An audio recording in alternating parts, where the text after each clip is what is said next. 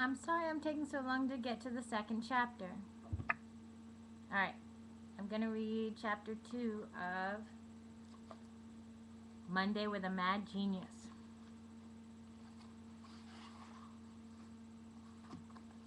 Could have been ready.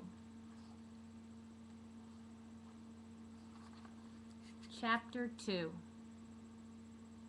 Looking for Leonardo. A different bell was bonging in the distance.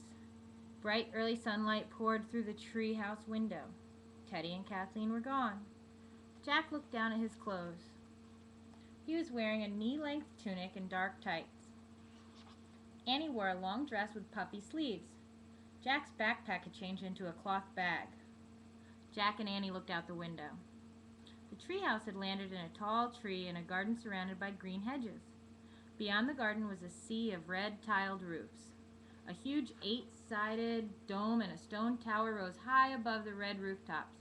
"Welcome to Florence, Italy," said Annie.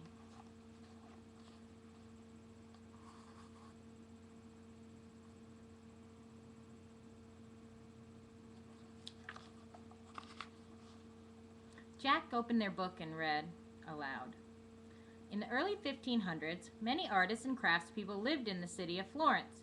The city was filled with silk weavers, potters, and marble workers. Artists made sculptures, paintings, and tapestries. "Cool," said Annie. "I love art." Jack read more. But the most amazing genius of that time did a bit of everything. Leonardo da Vinci was not only a great painter, but also an inventor, architect, stage and costume designer, horseman, chef, geologist, and botanist. "What's a geologist and a botanist?" said Annie. "They're scientists," said Jack. "A geologist studies rocks, and a botanist studies plants." He turned the page. "Come on, we should go," said Annie. "The treehouse probably brought us right to Leonardo. We have to find him before he gets away." "Oh, right," said Jack. Annie started down the ladder. Jack packed up their research book and climbed down after her. Jack and Annie walked around the tall hedge and came to a busy road that ran along a river. They stared at all the people going by.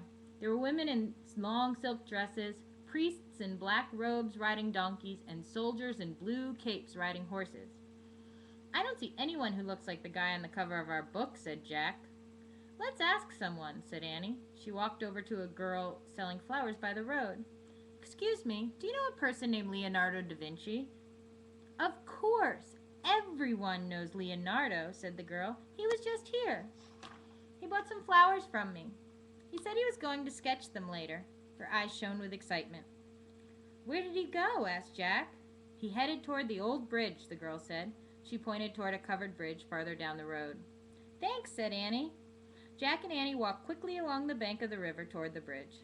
"You were right," said Jack. "The treehouse brought us right to Leonardo, but while we were talking, he kept walking." "Don't worry," said Annie. "We'll catch up to him." The covered bridge was supported by 3 stone arches. It looked like a long house stretching over the river. As they crossed the bridge, it was hard to look for Leonardo. The light was dim, and the walkway inside the bridge was filled with people. Jack and Annie squeezed through the crowd to the other side of the bridge. The sunlight was so bright that Jack couldn't see clearly. He shaded his eyes with his hand. "I still don't see him," he said. "We can ask again," said Annie. "That girl said everyone knows Leonardo." She headed to a shop near the riverbank. Weavers were hanging colorful fabrics on a line. The red and purple silks waved in the breeze. "Excuse me," Annie called. "Have you seen Leonardo da Vinci this morning?" A toothless old woman smiled. "Oh, yes. Leonardo passed by only a moment ago," she said. "On his way to the bakery, I think." She pointed down a narrow lane. "He goes there every morning." "Thanks," said Annie. Jack and Annie hurried to the bakery. Delicious smell of baking bread filled the air. "Excuse me, did Leonardo da Vinci come in here?" Jack asked. "Yes, he just bought his daily loaf of bread," said the baker. "He always goes to the cheese shop next." He pointed across the street. "Thanks," said Jack. Jack and Annie crossed the busy street to the cheese shop. "Is Leonardo da Vinci here?" asked Annie. "He just left," said the cheese man. He pointed up the street. "He was going to the blacksmith's." "Oh, brother," said Jack. "Thanks," said Annie, and they headed up the street. "I can't wait to meet him," said Annie. "Me too," said Jack, "if we ever catch up to him." Loud hammering noises were coming from a shop. Jack and Annie looked inside and saw a blacksmith pounding a horseshoe with a huge iron hammer. A fire was roaring in a hearth nearby. "Excuse me," Jack shouted. The burly man stopped pounding. "Was Leonardo da Vinci just here?" asked Jack. "Yes, he paid me for his iron pots," the blacksmith said gruffly. "Finally." "Do you know where he was going next?" asked Jack.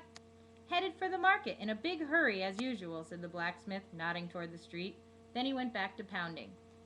Jack and Annie ran up the street. They rounded a corner and stepped into a huge square. Sunlight shone down on hundreds of tents and stalls. The air smelled of fish and cinnamon and other spices. "Oh man," said Jack, "it's huge." The market was jam-packed with shoppers. It was hard to see over the heads of all the grown-ups. "We could spend all day looking for Leonardo here," said Jack. "This is not good," said Annie. "We're supposed to spend the day helping him, not looking for him. Remember the rhyme said, 'Help the genius all day long, morning, noon, and afternoon, till the nightbird sings its song.'" "Yeah, whatever that means," said Jack. "Hey, maybe we should use the wand now," said Annie. "The situation fits the rules. Finding Leonardo is not just for our good, it's to help Merlin, and I think we've tried our hardest." "Okay, let's use it." Jack slipped the wand of dianthus out of his bag and handed it to Annie. 5 words, he said. I know, she said. She held up the wand and counted her words on her fingers. "Help us find Leonardo now." Jack and Annie held their breath and waited, but nothing changed. Everything around them looked exactly the same. "It's not working," said Jack. "What did we do wrong?" "I don't know," said Annie. "I used 5 words. It's definitely good for others. Maybe we haven't really tried our hardest yet." Jack sighed. "Okay, let's keep trying." He took back the wand and slipped it into his bag. "Oh, look at the birds over there," said Annie. She pulled Jack over to a stall that sold caged birds. Only one bird was singing, a brown bird with a reddish tail. He was very plain, but he sang beautifully with whistles and trills. "Hi, you," said Annie. The bird tilted his head and looked straight at Annie. He chirped softly.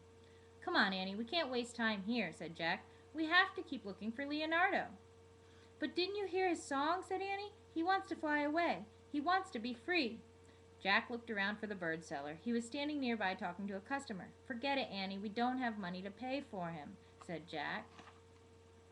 "But he wants me to help him," said Annie. "I can feel it." She reached towards the cage door. "Annie, don't!" said Jack. But Annie had unlatched the door. The bird hopped onto the ground. "Oh, no," said Jack. He grabbed for the bird, but he was too late. The brown bird was already flying away into the blue sky. "Yay!" said Annie.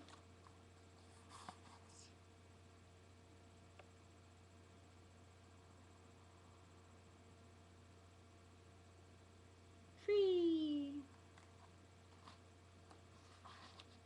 "Hey!" shouted the bird seller, rushing over to them. "Were you trying to steal my bird?" "We weren't stealing him," said Annie. "We were setting him free." The bird seller grabbed Jack by the arm. "You'll have to pay for him then," he barked. But, stammered Jack. "Marco, unhand that boy," a man's voice boomed. Jack turned to see a tall man in a purple cloak and a floppy hat. He had a long nose, bright kind eyes with heavy eyebrows, and a flowing beard. He looked exactly like the man on the cover of their book. "Leonardo," said Annie. "The wand worked." That's the end of Chapter 2. Chapter 3 to come soon. Bye.